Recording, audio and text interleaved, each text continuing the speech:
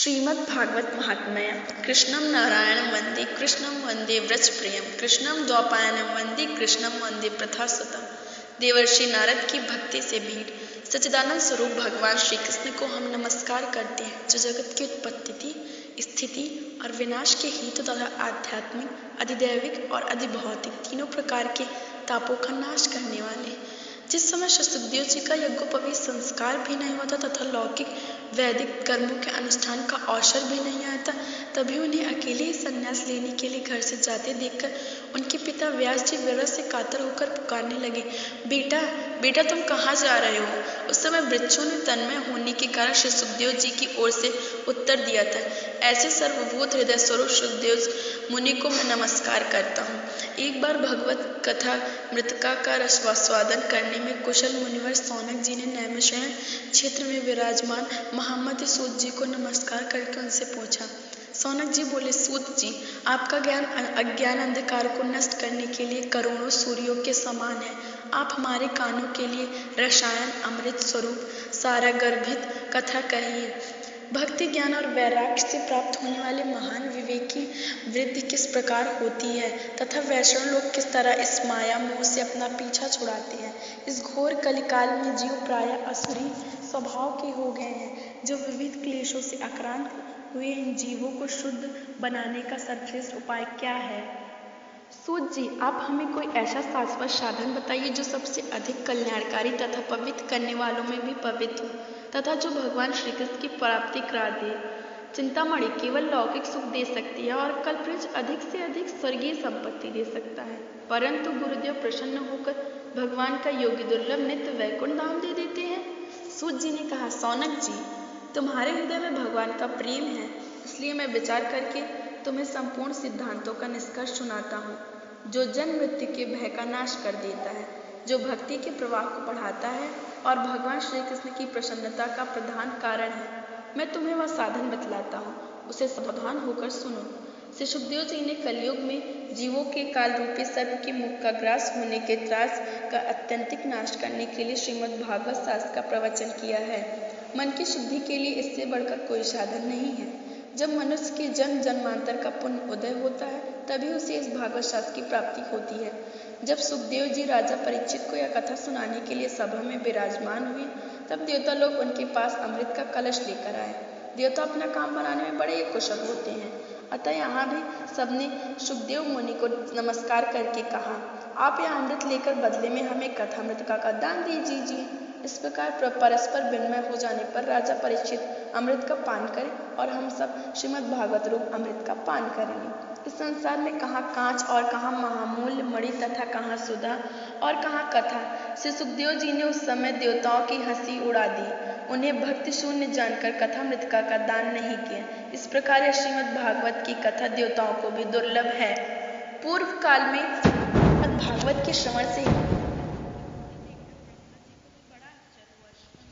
लोग में तराजू बांधकर सब साधनों को तौला, अन्य सभी साधन तौल में हल्के पड़ गए। अपने महत्व के कारण भागवत ही सबसे भारी रहा। यह देखकर सभी ऋषियों को बड़ा विस्मय हुआ। उन्होंने कलयुग में इस भगवत रूप भागवत शास्त्र को ही पढ़ने सुनने से तत्काल मोक्ष देने वाला निश्चय किया। सप्ताह विधि से श्रवण करने पर यह निश्चय भक्ति प्रदान करता है। पूर्व काल में से दयापरायण शनकादि ने देवर्षि नारद को सुनाया था। यद्यपि देवर्षि ने पहले ब्रह्मा जी के मुख से इसे श्रवण कर लिया था, तथापि सप्ताह श्रवण की विधि तो उन्हें शनकादि ने ही बताई थी।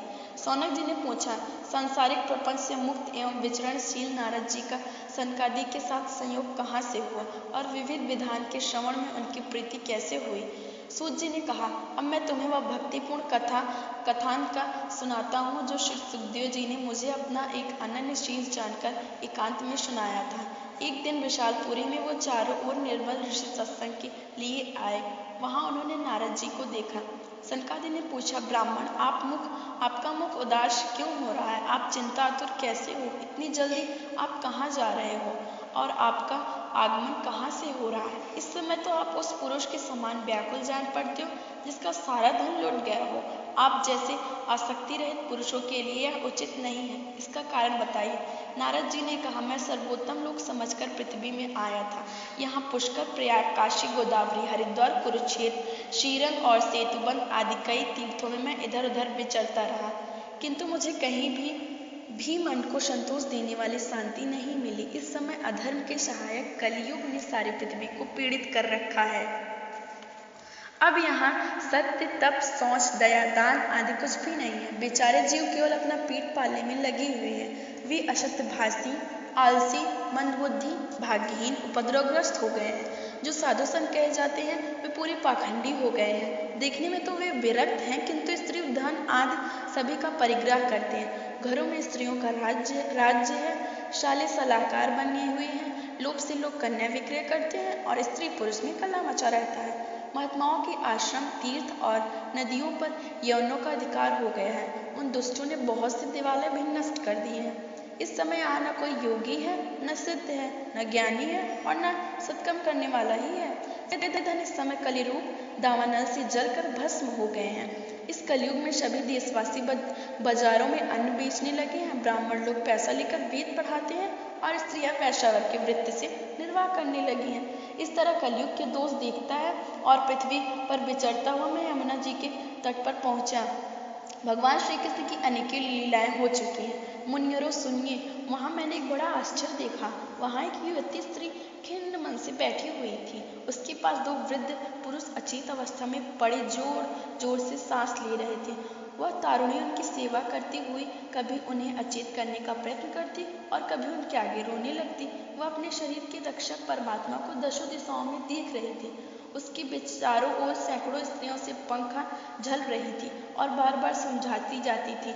दूर से यह सब चरित्र देखकर मैं कौतूहलवश उसके पास चला गया।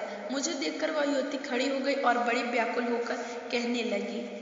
युवती ने कहा, अजी महात्मा जी, क्षण भर ठहर जाइए और मेरी चिंता को भी नष्ट कर दीजिए। आपका दर्शन तो संसार के सभी पापों को सर्वथा नष्ट कर देने वाला है। आपके वचनों से मेरे दुख की भी कभी कुछ भी बहुत शांति हो जाएगी। मनुष्य का जब बड़ा भाग्य होता है तभी आपके दर्शन हुआ करते हैं। नारद जी कहते हैं, तब मैंने उस स्त्री से पूछा, देवी तुम कौन हो? ये दोनों पुरुष तुम्हारे क्या होते हैं? और तुम्हारे पास ये कमल नैनी देवियाँ कौन है?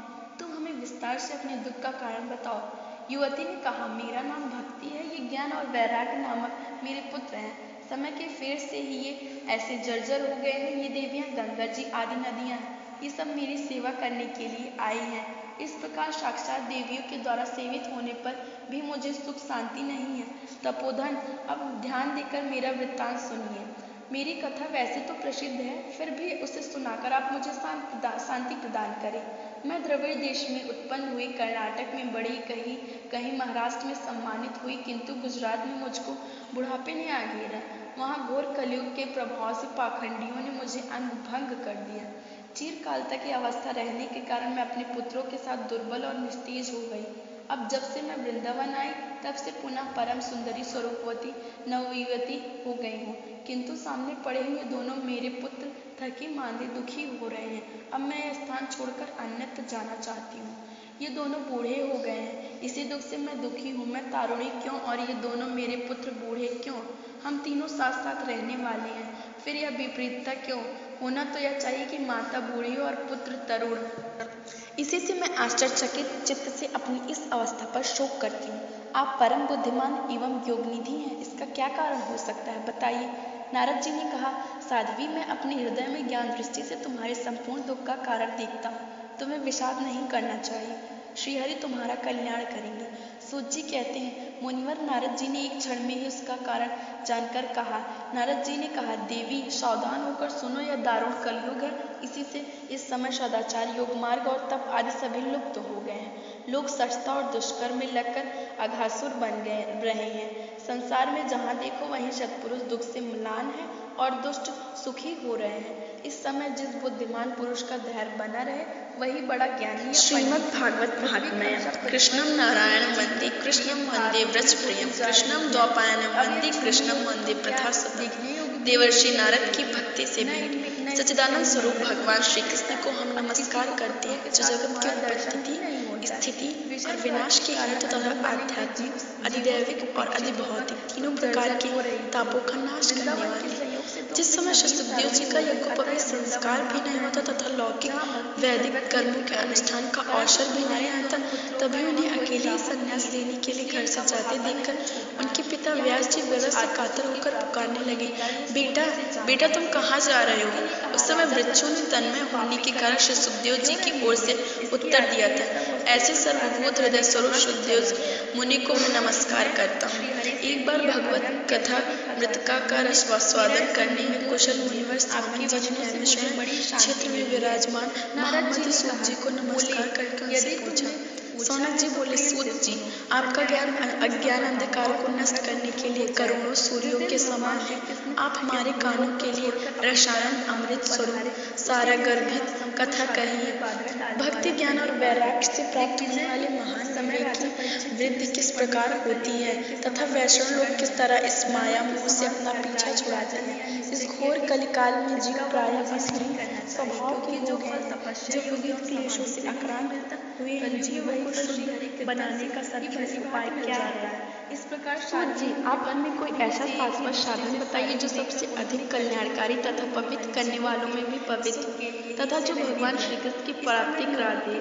चिंतामणि केवल लौकिक सुख दे सकती है और कल्पज अधिक से अधिक स्वर्गीय संपत्ति दे सकता है, परंतु गुरुदेव प्रसन्न के समान भगवान का योग दुर्लभ नित्य वैकुंठ दे देते हैं। सूत जी ने कहा, सौनक जी, तुम्हारे हृदय में भगवान का प्रेम का सार चलिए मैं विचार करके तुम्हें संपूर्ण सिद्धांतों का निष्कर्ष सुनाता हूँ, जो जन्म मृत्यु के भय का नाश कर देता है, जो भक्ति के प्रवाह को बढ़ाता है और भगवान श्री कृष्ण की प्रसन्नता का प्रधान कारण है। मैं तुम्हें वह साधन बतलाता हूँ, उसे समाधान करके सुनिए। श्री सुखदेव जी ने कलयुग में जीवों के कालरूपी सर्प के मुख का ग्रास होने के त्रास का अत्यंतिक नाश करने के लिए श्रीमद् भागवत शास्त्र का प्रवचन किया है।